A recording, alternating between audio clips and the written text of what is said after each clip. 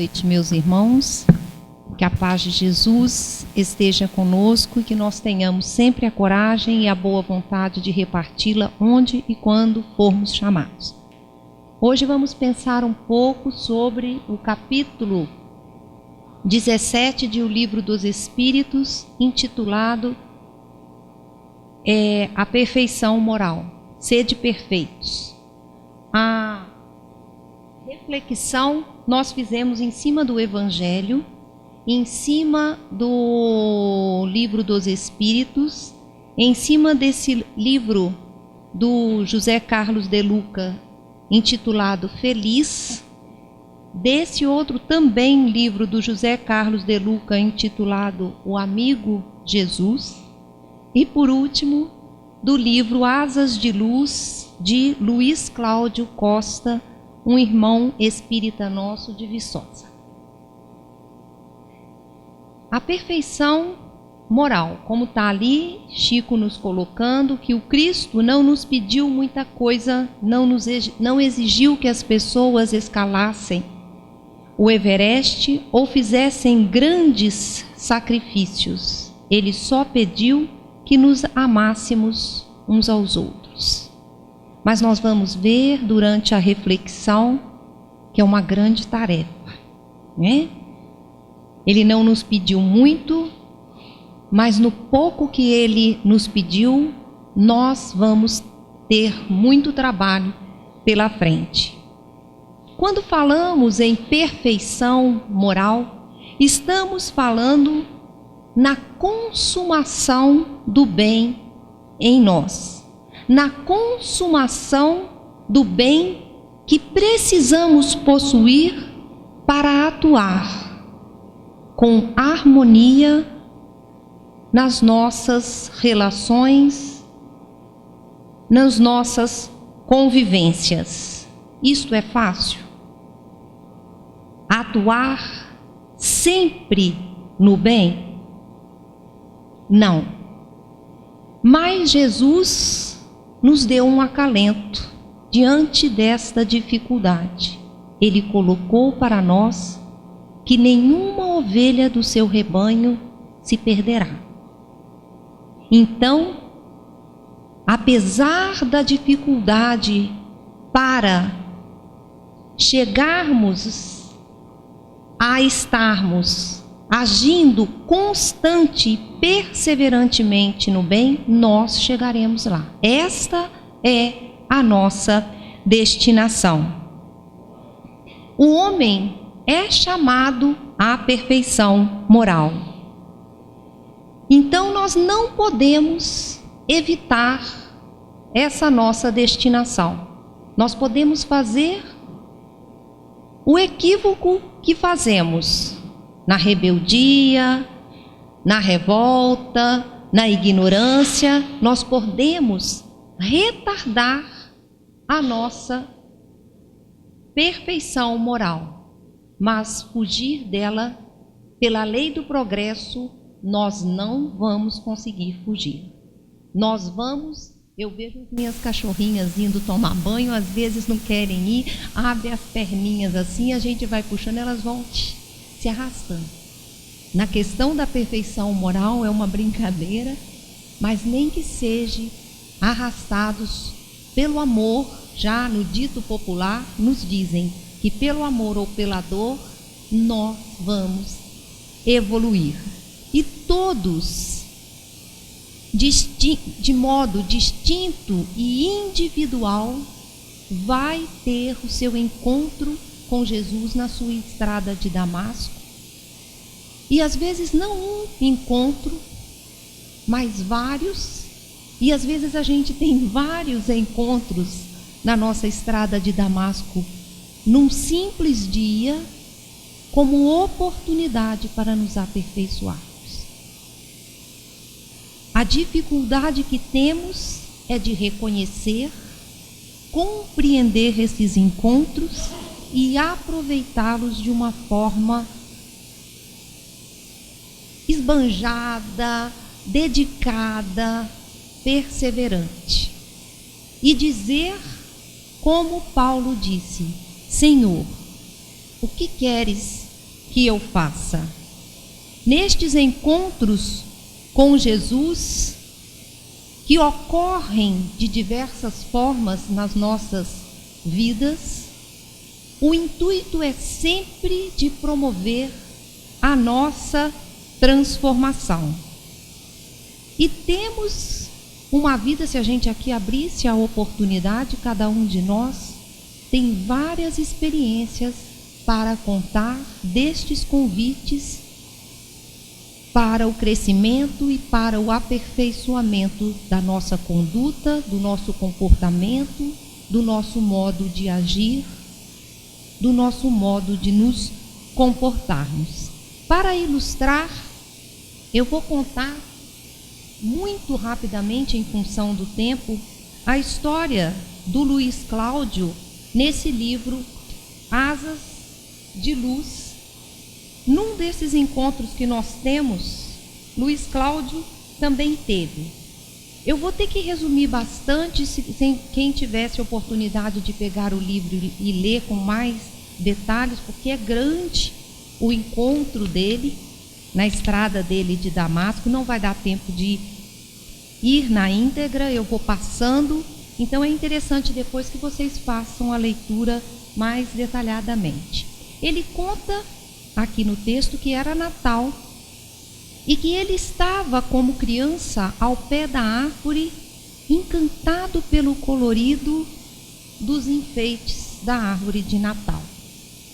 Até que de repente ele percebe um movimento na casa e o tio abre a porta da sala com lágrima nos olhos e ele percebe junto do tio 2 seres vestidos de branco, mas que não tinha a mesma forma física do tio, e ele, criança, não entendeu muito direito, e eles preparam e contam para ele que a mãe dele havia morrido pelas vias do suicídio.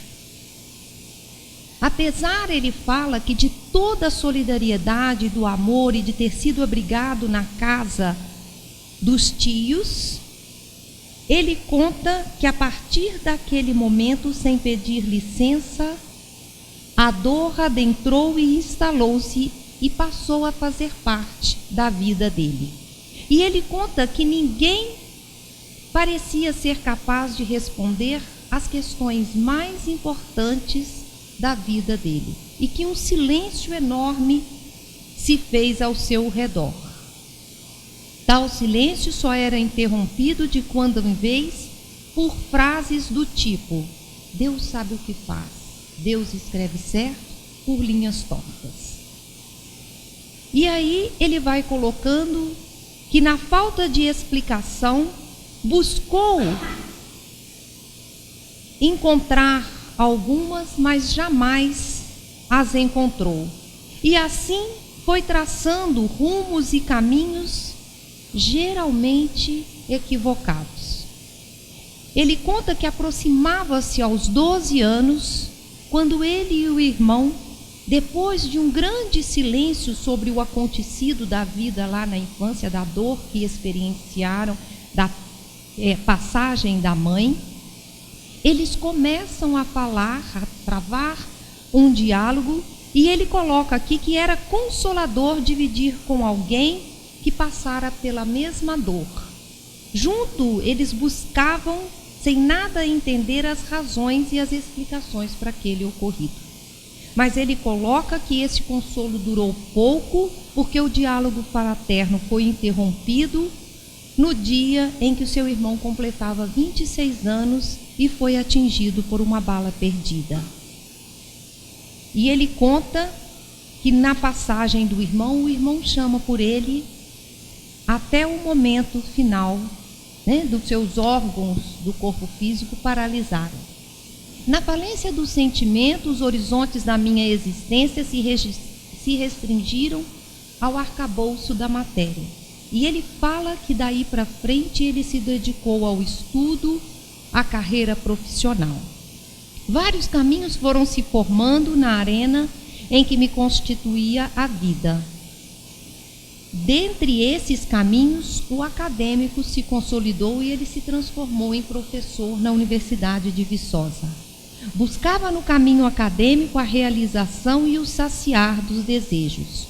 Competição e mais competição era o que definia a vida dele. De repente, novo golpe.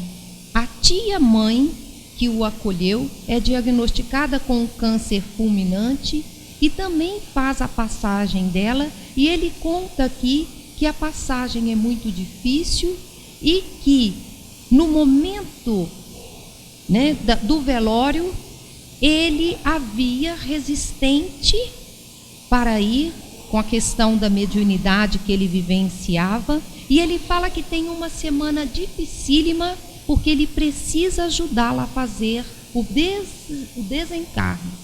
Então, e que ele nunca tinha lido nada sobre o assunto, e que ele fala aqui que a única coisa que ele fazia e que ele entendia que era para ser feito era incentivá-la a seguir em frente. E assim ele procura fazer.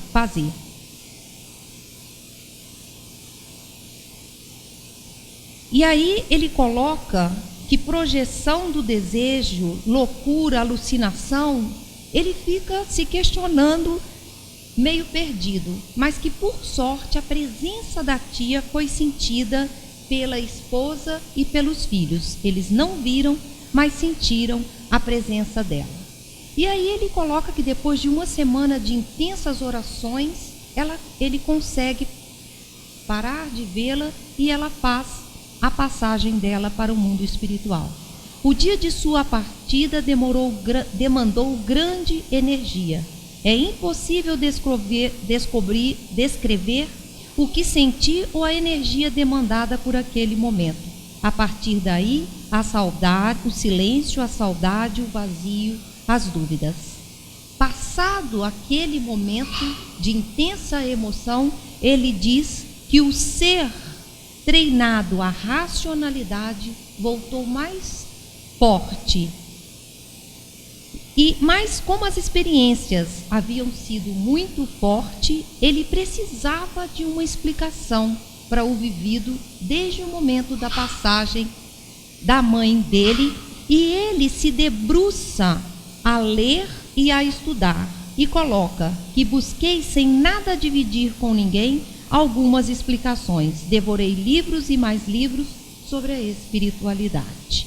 Foram 6 meses de muita leitura e profundas reflexões, mas algo faltava. E aí ele coloca que na profissão, que estava indo de vento em popa, ele é convidado a ir à Argentina fazer uma palestra. E quando ele chega no aeroporto para ser buscado, a pessoa que vai buscá-lo explica para ele que ele não ficaria no hotel onde haviam sido combinados, porque ia ficar um deslocamento muito difícil, e que eles resolveram colocá-lo num convento de irmãs que era bem ao lado da universidade. Quando ele chega ao convento, eu que trabalho em escola de irmãs de caridade, e quando viajo a gente vai para Nordeste, Recife, onde tem colégios que fazemos reuniões, e a gente fica nos alojamentos. São lugares que nos acolhem, mas com total simplicidade, em função dos votos que elas fazem de pobreza e de simplicidade. Então ele diz que quando ele vê aquela cama simples, aquele guarda-roupa de 2 portas, um Novo Testamento ao lado e um crucifixo com Jesus descrucificado, ele fala que ele sentiu que a vaidade veio, que o orgulho, que ele teve vontade de falar: me leve agora de volta ou para o aeroporto ou para um quarto confortável de hotel. Mas ele coloca aqui no texto que, movido pelo cansaço e alguma coisa dentro dele estava se mudando, que ele se calou e ali ficou e acabou adormecido de tanto cansaço. E aí ele coloca que ao despertar no dia seguinte, Pouco depois das 6 horas, quando abri a porta do meu quarto para me dirigir à cozinha, mal percebi que estava abrindo a porta da vida. Em frente à porta do meu quarto, uma rosa de tonalidade avermelhada, tomada por gotas de orvalho, formava uma paisagem que jamais conseguirei descrever.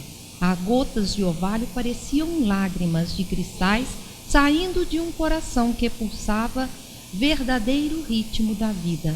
Nenhuma ciência, nenhum cientista seriam capazes de criar aquela cena. E lá estavam eles de novo a me falar da vida, do amor e da espiritualidade. Ou seja, os amigos espirituais estavam ali o acompanhando. E aí ele coloca que pela primeira vez em muitos anos, ele sentou admirado para curtir a natureza e chorou. Não agora lágrimas de dor ou sofrimento, mas lágrimas de encantamento, de descoberta. Sentia-me pequeno, mas ao mesmo tempo gigante, pois tinha certeza de estar inserido num plano maior.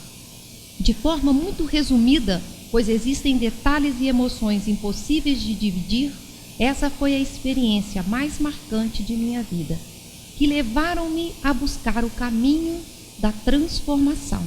A partir daí, me tornei um buscador.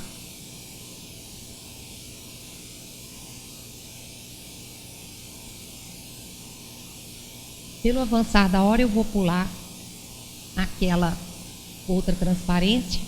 Buscador, dentro da questão de caminharmos em direção à perfeição moral, não é uma característica do Luiz Cláudio, esse irmão nosso, que a partir dessa época aqui, foi buscar, é um grande trabalhador dentro da doutrina, mas é um dever de todos nós.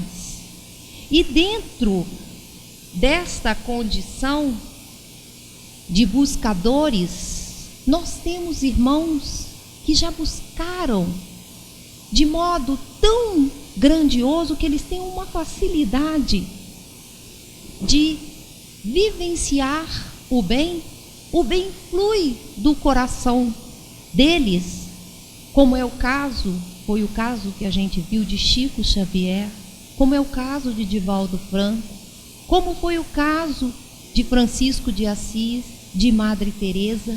E neste sentido, Kardec pergunta ao Espírito de Verdade, na pergunta 894, por que, que tem irmãos assim que vivem já o bem com extrema facilidade, disposição, condição de atuar permanentemente no amor, na caridade, com benevolência, indulgência e perdão que Jesus veio nos conclamar, e muito diretamente e de forma muito clara, o Espírito de Verdade responde que esses irmãos fizeram assim por merecer, vamos dizer que fizeram o seu dever de casa, foram buscadores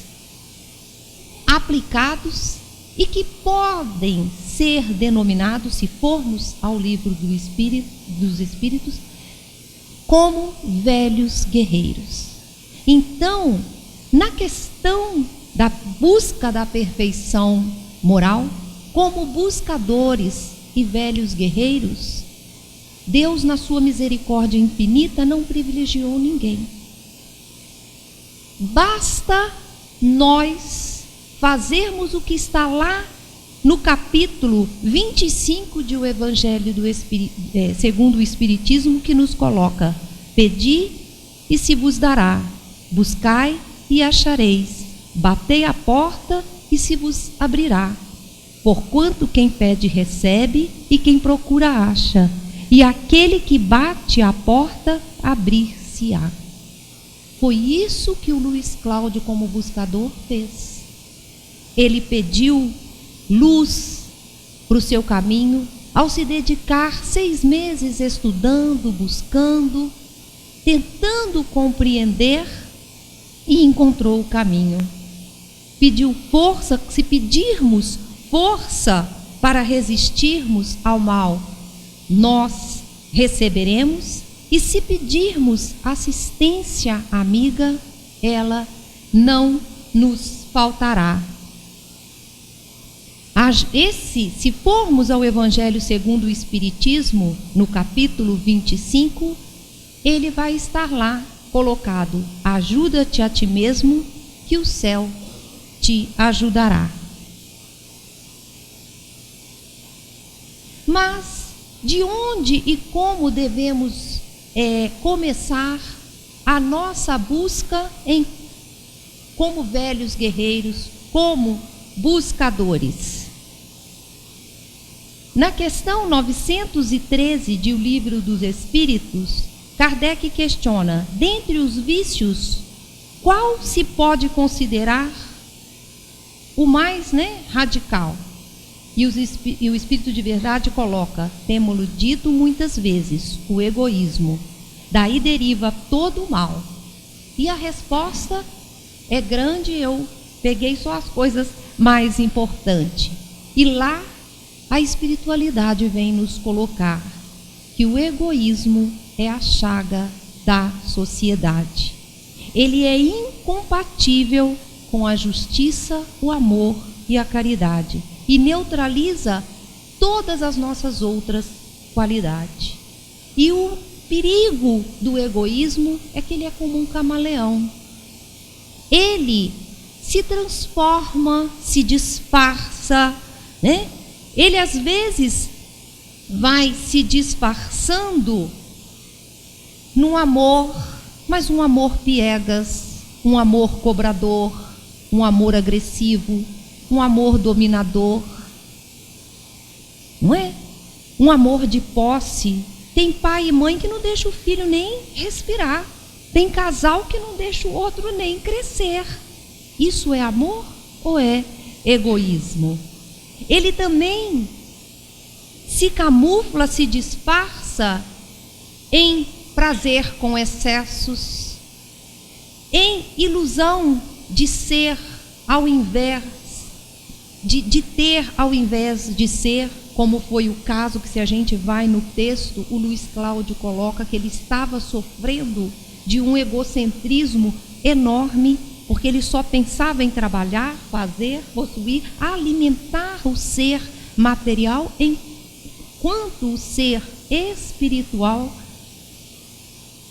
dele estava em inanição. E se formos observarmos, às vezes, pelo nosso egoísmo também, o nosso ser espiritual está em inanição. Na questão 919, Kardec também questiona: qual o meio prático mais eficaz que tem um homem de se melhorar nesta vida e de resistir ao mal? E o Espírito de Verdade responde: um sábio da antiguidade vô-lo disse: conheça-te a ti mesmo. E no conhecer a nós mesmos, como fazer para a gente se conhecer? O próprio Santo Agostinho, se formos nos aprofundarmos no estudo do Livro dos Espíritos, vai nos dar caminhos, vai nos colocar como descobrir a nós mesmos. Descobrindo o nosso tamanho já é um começo. Mas como devemos medir o nosso tamanho? Tem forma, tem jeito de medir o nosso tamanho? A escritora Marta Medeiros classificou, ousou fazer essa pergunta: qual o tamanho de uma pessoa? E ela, à medida que ousou fazer a pergunta, ela respondeu com sabedoria e com propriedade. Ela não respondeu que o tamanho de uma pessoa não pegou como base o peso, a altura, mas ela pegou o grau de sensibilidade das pessoas. E pelo grau de sensibilidade, Marta Medeiros classificou-nos como pessoas grandes e pessoas pequenas. E ainda foi mais longe, nos afirmando: uma pessoa é única ao estender a mão, e ao recolhê-la, inesperadamente se torna mais uma. Eu pergunto a vocês, eu me perguntei quando estava programando a reflexão: o nosso mundo grita, chora por pessoas grandes ou por pessoas pequenas? Por uma pessoa única ou por mais uma pessoa? E nas nossas estradas de Damasco, nos convites, nos encontros que temos durante todo o dia com Jesus, naquilo que a gente denomina, é bobagem, passei pelo porteiro do meu prédio, ai, que bobagem, perdeu uma oportunidade de ser pessoa grande. Às vezes deixou de cumprimentar, passou emburrado, sem falar um oi. Naquele momento não foi pessoa grande. Então, para conhecermos a nós mesmos, nós precisamos de questionar qual o grau da minha sensibilidade em relação ao outro. E quando eu penso no grau da minha sensibilidade em relação ao outro, isso me reporta a um grande ensinamento de Jesus no Evangelho, que é a parábola do bom samaritano. Porque o bom samaritano viveu todos os caracteres descritos por Jesus quanto à perfeição moral. Porque no capítulo em estudo, Sede Perfeitos, Jesus nos desafia a amar os vossos inimigos, amar aquele que nos odeiam e amar aqueles que nos ofendem e nos caluniam. Porque Jesus nos coloca: que mérito tem gostarmos daqueles que estão dentro do nosso círculo, é meu amigo, eu gosto, eu defendo. Mas aquele que eu tive uma aresta, eu já tenho dificuldade. E o bom samaritano amou, porque culturalmente ele foi capaz de amar aquele que culturalmente era definido como inimigo dele. Ele estendeu a ajuda sem nenhuma conjectura, mas, porém, todavia, o que às vezes nós fazemos? Não, eu vou ajudar, mas a semana que vem, mas quando eu tiver menos cansado, aí eu começo a ajudar, a colaborar. Nós colocamos, não é, questões para realizar a caridade. O bom samaritano nos conclama, nos ensina com o seu exemplo a simplesmente aceitar e amar. E quando nós aceitamos a nós mesmos e nos amamos, nós temos condições de aceitar e amar o próximo. Então, conheça-te a ti mesmo, que Santo Agostinho nos convida a fazer. Não é uma questão simples de chegar assim: olha, de modo geral, Ulisses, como você é? Eu sou uma pessoa, na maioria das vezes, grande. Não, porque aí seria fácil. De modo geral, nós poderíamos falar: olha, eu já consigo muito ser sensível, colaborar, ajudar. Santo Agostinho nos pede para fazermos esse exercício diário. Deitarmos e passarmos o filme do nosso dia E em todos os encontros, nos chamados que tivemos com Jesus, ao estarmos com o outro, nós nos questionarmos, naquele momento eu fui grande ou eu fui pequeno? Eu fui sensível ou eu fui insensível? Eu fui uma pessoa única ou fui só mais uma? Não fiz a diferença. Mas para nós termos esse propósito firme e darmos conta de fazer isso, nós vamos ter que ter a maturidade psicológica. E aí vocês vão falar para mim assim, não, Raquel, pode ficar tranquila, aqui todo mundo é adulto, temos maturidade psicológica, porque já somos crescidos, eu já tenho, aí vai começar todo mundo até querer contar as suas idades, coisas que às vezes as mulheres, nós mulheres gostamos de esconder. Mas a maturidade psicológica nada tem a ver com a nossa idade cronológica. O psiquiatra Marco Aurélio Dias vem nos colocar que a maturidade psicológica é a capacidade que nós temos de controlar as nossas tendências egoísticas. É a capacidade que temos de ser sensível ao outro. E aí, se nós então formos fazer uma análise das nossas relações, das nossas contendas com as pessoas, nos ambientes familiares, aqui da casa, religioso, do trabalho, nós vamos ver que nós ainda estamos apegados a nossas opiniões, aos nossos pontos de vista, ao nosso orgulho, à nossa vaidade. Então, nesta classificação de maturidade psicológica, meus irmãos, querendo ou não, gostando ou não, confortável ou não, se vamos ao conheça-te a ti mesmo, vamos verificar que ainda estamos no jardim da infância. Pelo nível das relações que mantemos, muitos os momentos ainda estamos no jardim da infância. Ah, mas então é para desesperar? Nossa, fiquei chateado agora. É pesado a sua colocação? Não vamos desesperar. Vamos manter-nos tranquilos, sabe por quê? Nós não estamos sozinhos.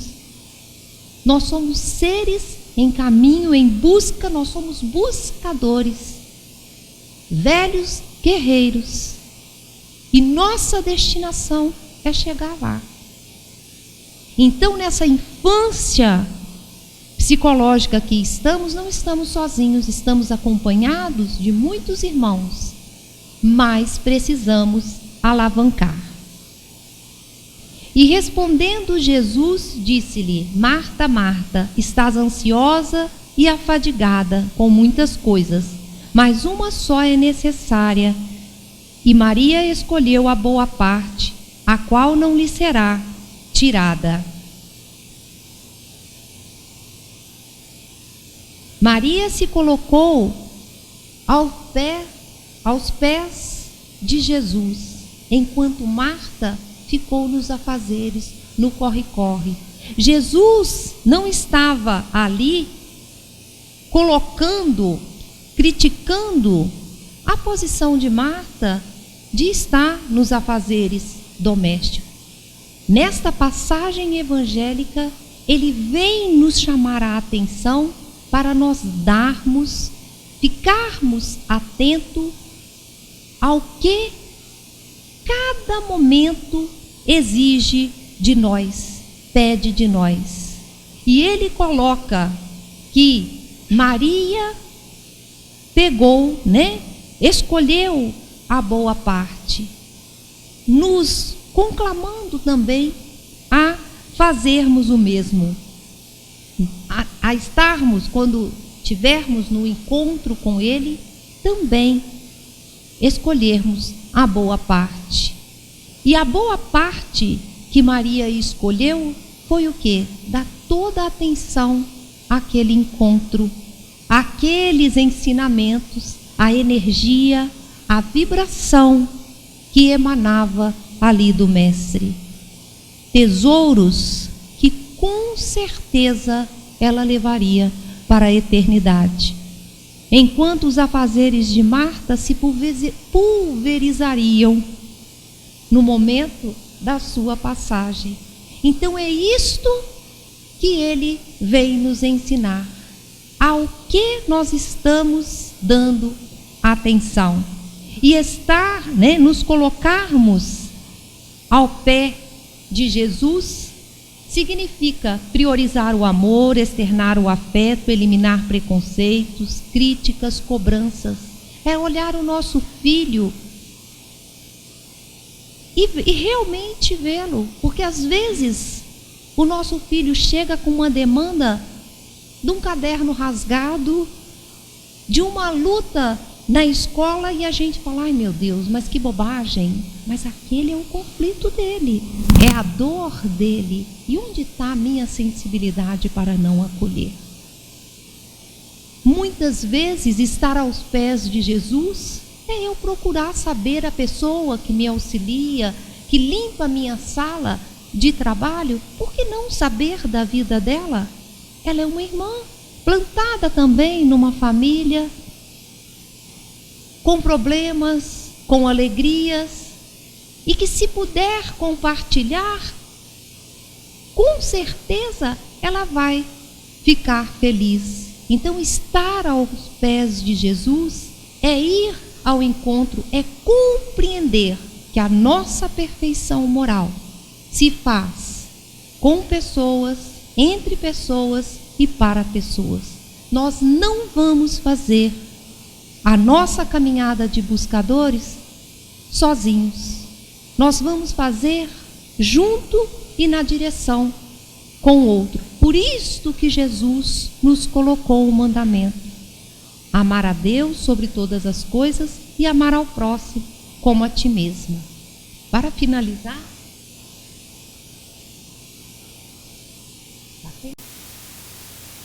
eu só queria ler aqui o texto que o José Carlos de Luca coloca, que, imitando Maria, nos sentando aos pés de Jesus, para ouvir ele nos dizer: bom amigo, sua passagem pela terra é tão rápida diante da eternidade. Na vida, então, procure dar prioridade àquilo que você poderá levar ao sair dela, quando de retorno ao mundo espiritual. Lembre-se, você deixará casa, carro, dinheiro, emprego, joias, a empresa, o poder, os títulos políticos ou religiosos. De bom somente levará os sentimentos que cultivou em razão do bem que realizou, do amor que de fato foi capaz de viver, do sorriso que brotou de seus lábios, da fé que cultivou nos tempos difíceis. Sem culpas e sem ressentimento. Cultive então as amizades que você tem. Faça novos amigos. Desfaça inimizades. No fim da vida, não conta muito ter razão. Para isso, você deve se afastar das pessoas ou deixar de amá-la. Lembre-se que assim que o lar é mais importante que a casa, a viagem é mais importante que o destino, o agora é melhor do que o depois, a presença é melhor do que a saudade, o real pode ser melhor do que o sonho, viver é melhor do que esperar.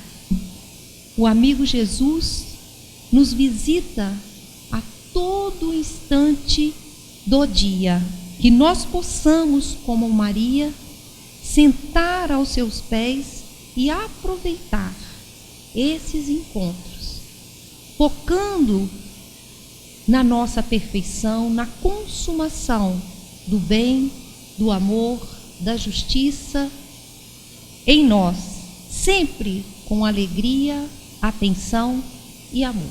Que assim seja.